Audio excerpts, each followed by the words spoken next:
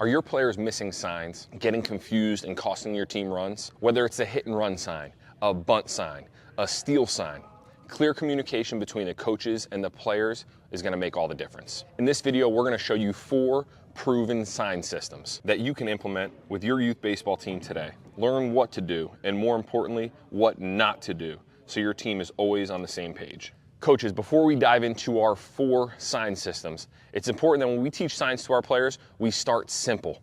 Start with 1 or 2 basic signs. Make sure your players have a good grasp and a good understanding of the basic sign system. Next, practice regularly.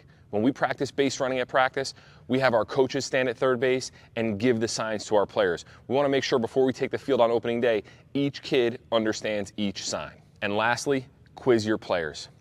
Do it in your before practice meeting.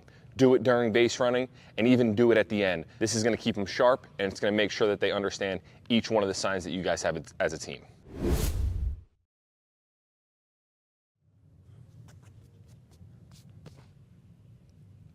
Why is he just standing there? Coach, you're going way too fast. So sign system number 1 was the indicator and decoy system. As you just saw in that skit, I went way too fast with my decoys. So I confused the runner. Coaches, you're gonna have an indicator, and that indicator might be the sleeve. Whatever sign after the sleeve is the actual sign. Everything else is just a decoy. So I'm going through here, this all means nothing. Once I hit the indicator, it's now the sign after that becomes the sign. So make sure when you're going through your signs, you go nice and slow with your indicator and then the signs after that. Don't go so quick that they miss what's happening. Indicator, decoys. So make sure you go slow, take your time so that your players get the signs properly. All right, coaches, next up, the body touch system. So we're going to keep it simple here. We're going to say that my belt is bunt, my hat is hit and run, and my arm is steal. Whichever body part I touch last, that's going to be our sign. So as I go through my signs right here, nothing's on until the last touch. So I touch my belt last, that would indicate that it's going to be a bunt. I would do the same thing, absolutely nothing's on, but when I touch my hat, that stands for hit and run. And I go through my signs nice and slow, and the last one I touch is my sleeve or my arm, and that's going to indicate that it's a steal. Now we just did last touch.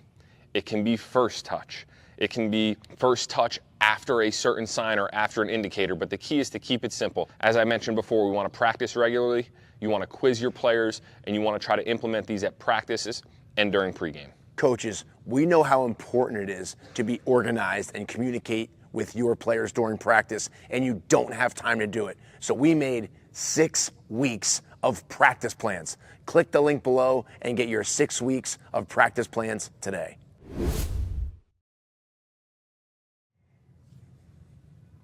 Wait. No. Not that one, that one. This one.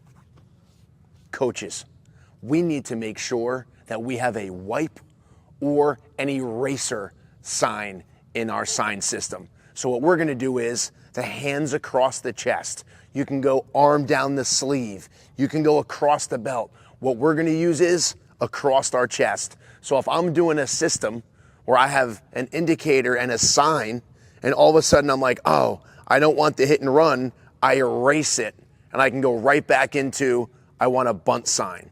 So I can go through, hit and run, oh shoot, nope. Okay, let's do it again, bunt, perfect.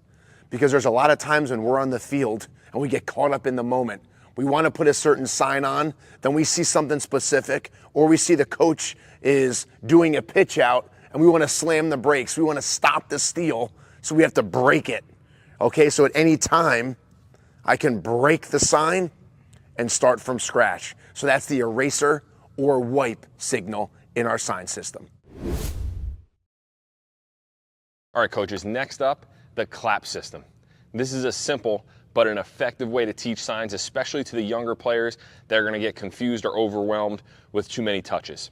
So basically what this means is nothing is on. There is no sign until the very end.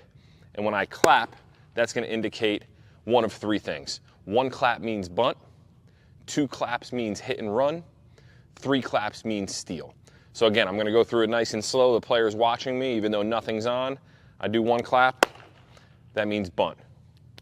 Same thing, nothing's on right here, just putting up decoy signs. That means hit and run. And then the last one, which would be 3 claps and a steal, is a great way to get your younger players to just concentrate on watching until the very end. Again, all the signs before that are decoys. Be sure, don't go fast. All right, I don't want to be coaching third base and be out here. The players aren't going to be able to see that. They're not going to be able to hear it. So their eyes are going to be on you, and we want to be deliberate. 1 clap, 2 claps, or 3 claps to give the sign. Coaches, when we're giving signs, we have to make sure we start simple.